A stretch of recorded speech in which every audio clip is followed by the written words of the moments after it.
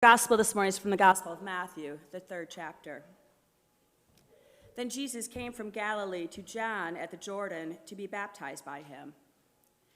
John would have prevented him, saying, "I need to be baptized by you, and do you come to me?" But Jesus answered him, "Let it be so now, for it is proper for us in this way to fulfill all righteousness." Then John consented. And when Jesus had been baptized, just as he came up from the water, suddenly the heavens were opened to him, and he saw the Spirit of God descending like a dove and alighting on him. And a voice from heaven said, "This is my Son, the beloved, with whom I am well pleased." This is the gospel of our Lord. Thanks be to God. You may be seated.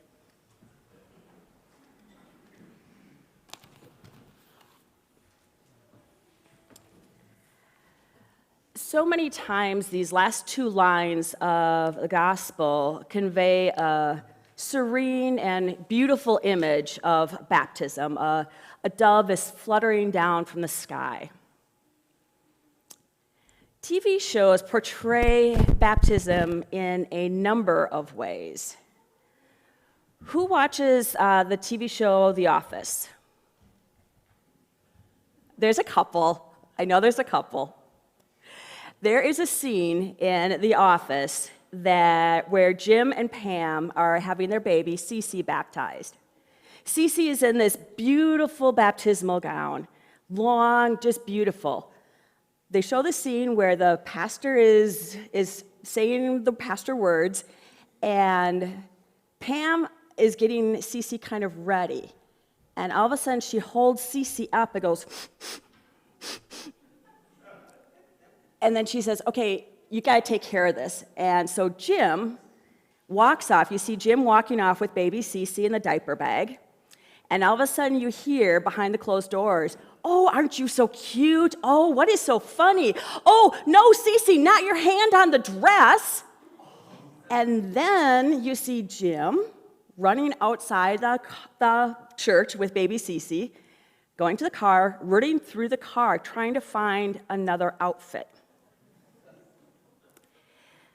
Jim and baby Cece come back into the church, and baby Cece is wearing a t-shirt, adult t-shirt, Arcade Fire, which is an indie rock band from Canada.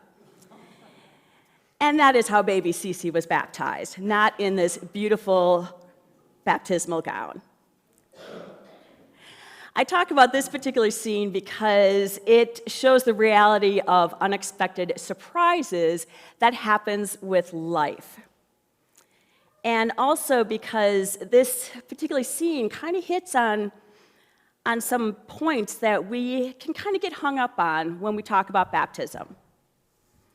People, denominations can get hung up on the location and the style, so much that we have divisions and arguments over whether or not a person is baptized because they were baptized in a certain way or not. So what is needed? Water is needed. The person being baptized and the person doing the baptism.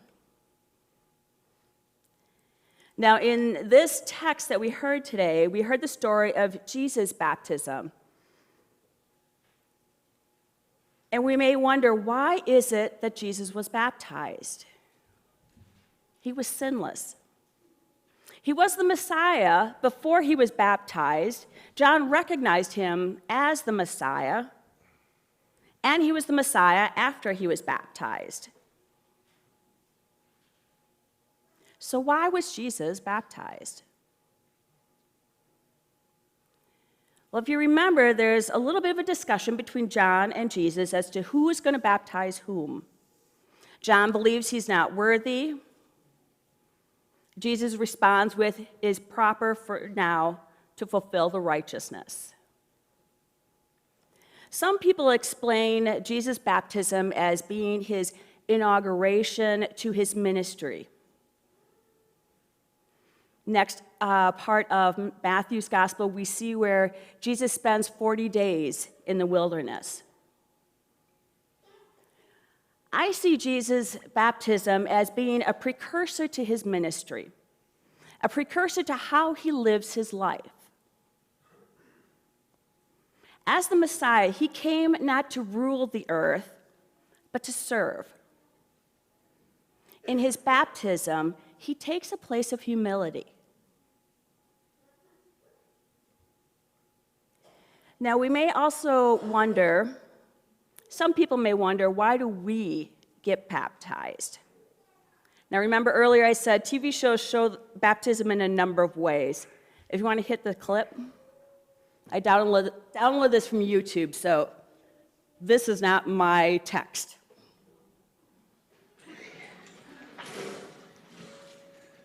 Okay, now, Lord, I hope I do this right. See, I'm all on my own in here, even Charlie Chan in there. I ain't been to church lately, so if I seem a little strange in here, don't worry. I'm still Archie Bunker, and I still believe very deeply in the do. This here, Lord, is my little grandson, Joe. See? Now, his parents, they don't care if he's baptized because his old man is a dopey atheist. So they're going to do it here while we get the chance, you know. I ain't dressed for this kind of a ceremony, but as soon as I get home, I'm going to give this sweater to the poor. I want to do this, Lord, because I don't want my little grandson growing up without religion in this rotten world of yours. All intents offended there, Lord. We all know you did the best you could with only 6 days to get it all together. Now, don't worry, Joey, because this ain't going to make you holler, see, like that other thing they done to you. This is Joseph Michael Stivic here, a Christian. Joseph Michael Stivic, I baptize thee in the name of the Father, the Son, and the Holy Ghost. Now,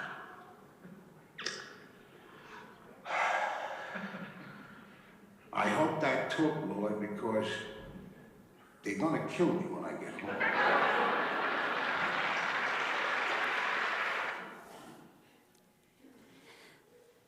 I remember that episode and chuckle on it as far as, again, how baptism is portrayed on TV. And it lends to some reality. People get baptized for a number of reasons. Parents may insist that their child is baptized because they were baptized. They want to have their child be in a place of faith. They want this to be the first step of their faith life. For some parents, it might be a faith tradition. My mother was baptized here. I was baptized here. I would like my child baptized here. For some people, it is to get maybe parents or grandparents off their back and have the child baptized. Baptism is not a vaccination against hell. Baptism is a time when God is active. It's an acknowledgement, it's a celebration, it's a time to make promises. We acknowledge our faith publicly in front of a community of believers. Parents make promises to raise the child in a community of faith. Parents make promises to tell the stories of Jesus' birth and God's love for us. The thing about baptism is it's not the end. It is the beginning.